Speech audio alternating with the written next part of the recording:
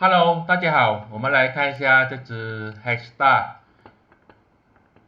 可以看到它在这边的时候被这个筹码主力线、蓝色线跟这个紫色线守住，弹上去了。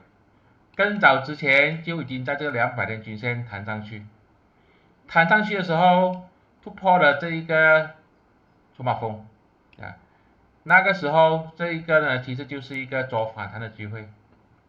现在这位朋友就问可以进场吗？这个时候可以看到它这边有一个阻力，就是这个灰色线0.800，它跟它收盘价是同一个价钱。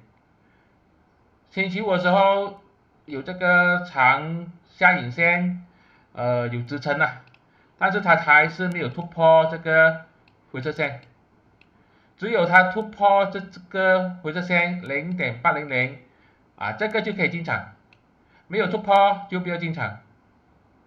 支撑肯定就是这个蓝色线0.74，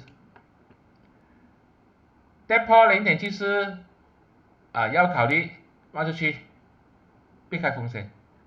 突破0.80可以进场。这些都是我的个人看法，并没有任何的买卖建议。谢谢大家。